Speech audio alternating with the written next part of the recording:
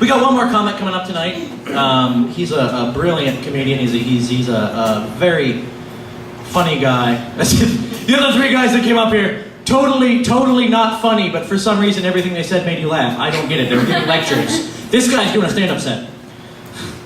No, everybody on tonight has been funny. Sorry, Ed. Everybody, give a hand to Matt Gaus.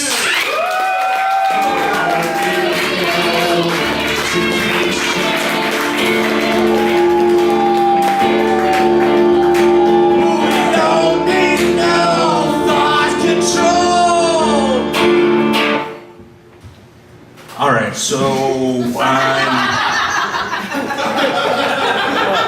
you guys are great. I'm just starting here. I was just about to tell you that I was hungry, that's all.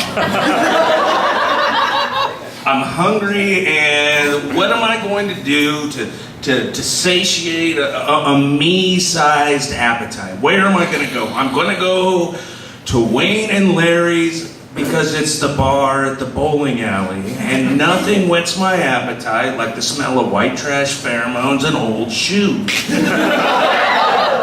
So, I go to Wayne and Larry's, and I order a drink, and I sit down at the bar. The wine list is for shit, by the way.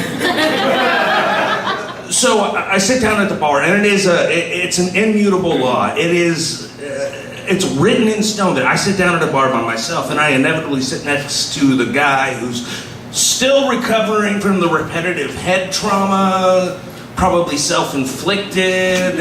I mean, I'm not just talking about Wayne and Larry's. I could go into any bar in the world. I can go into one of those cocktail bars in Manhattan with a $200 martini that's, sprinkled in gold dust and the dandruff from a rare albino ocelot, garnished with a 2-carat diamond and the embalmed index finger of screen legend Robert Mitchum.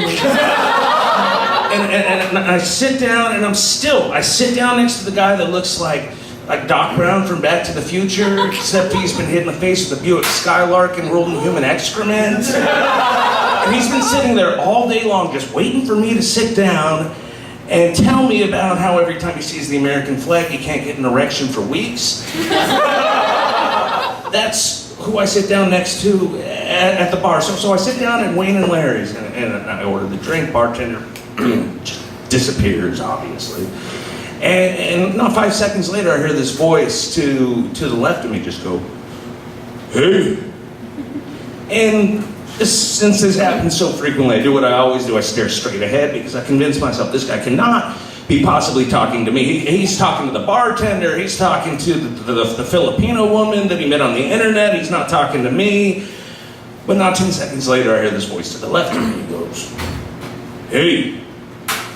So I kind of very slowly turn my head to the left, and we have a winner. He's about 50 years old, looks like he's been pickled, still thinks that vegetable oil is a valid hair care product, smells like medical waste.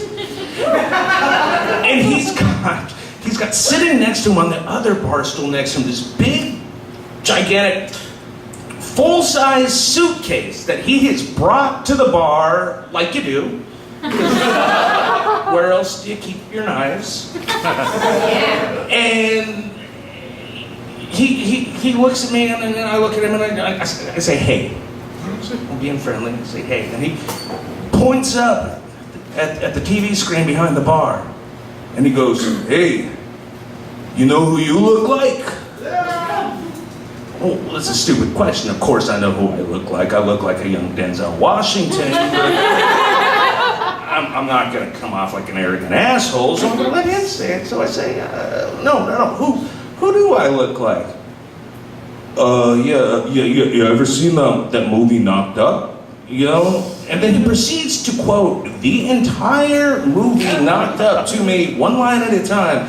And he doesn't just quote the movie, he'll say a line, and then he'll just follow it up with, "Huh?"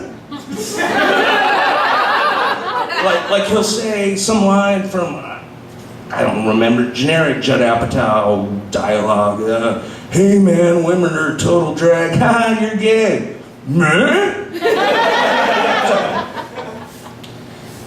And so I'm Again, just making conversation. Oh, yeah, you mean Seth Rogen, that guy? Well, yeah, you must get that all the time, man. Well, no, not really. I mean, we're chubby white guys that are high all the time, but that's pretty much where the resemblance stops as far as I know. And what the hell kind of a conversation is this? And I don't know what to say to the guy, and I'm scared of silence, so I just start talking. I start telling this guy this story, and this is a true story. I'm on my honeymoon in Paris, because I went on my honeymoon to Paris. I'm on my honeymoon in Paris, my wife and I are sitting at the sidewalk cafe, and they get these street artists that keep coming up to you, and you're having a drink, and they solicit you. They want to draw your picture for like $4 or like $700. I don't know how the money works over there.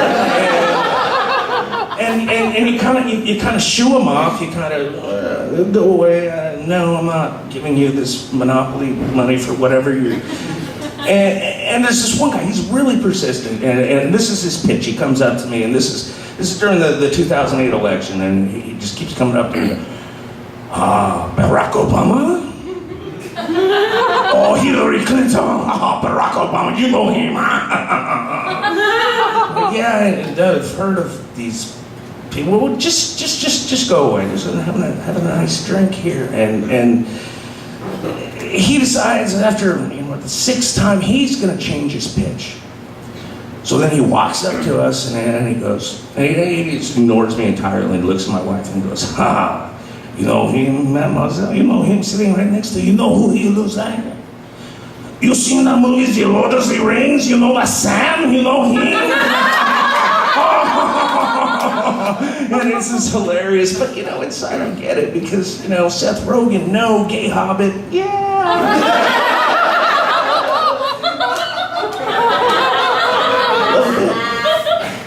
A little bit. And so I'm telling this story to this complete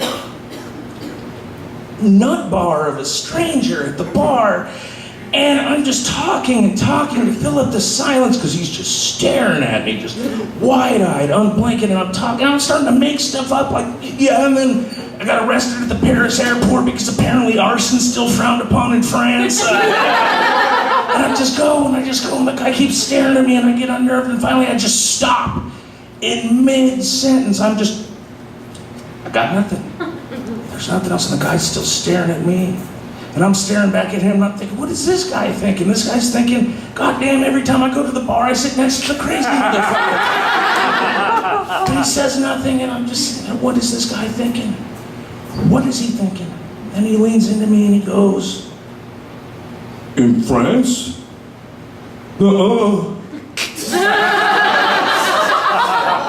Because he literally heard the first line of my story and his brain broke. And he'd just been waiting to tell me in France, nuh-uh.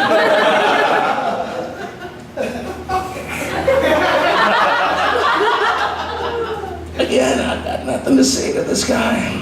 And so the staring contest ensues. I stare at him, he stares back at me, and we're staring at each other. I don't know how this is gonna end, and where's the bartender with my goddamn drink? And so finally he leans over to me again and he puts his damp arm around me. And he leans in and he points at his suitcase, looks me in the eye, real philosophically, says, you know, man, I got a lot of hash.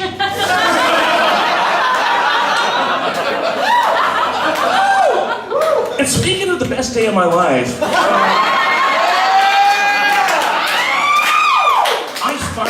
just the other day, I finally got a letter back from Kirk Cameron. I've only been writing him for 11 years now. This is what I do. I write fan letters to celebrities whose work I love and admire and respect. Like this one time, I wrote a letter to Sarah Lee. And this is how the letter went. It was, Dear Sarah Lee, thank you very much for your delicious cheesecakes and pound cakes and other tasty treats. What are you wearing? Love, Matt. She did not answer me. Well, yeah, exactly. So I'm gonna pay her back now. I'm gonna stir some stuff up. So I write a letter to Betty Crocker, and I said, Betty Crocker, you better keep an eye on your man Duncan Hines, because that homewrecker Sarah Lee's been coming around your back door. You know what I'm saying? Oh, no. Love, Matt. Well, she didn't write me back either. Oh. So I wrote a letter to Ann Landers. I said, Dear Ann, Sarah Lee won't answer my letters.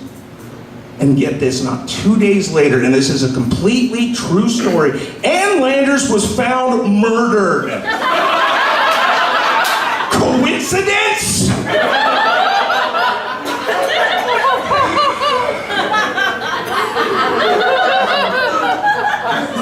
So I get this letter from Kirk Cameron the other day, and get this, it's autographed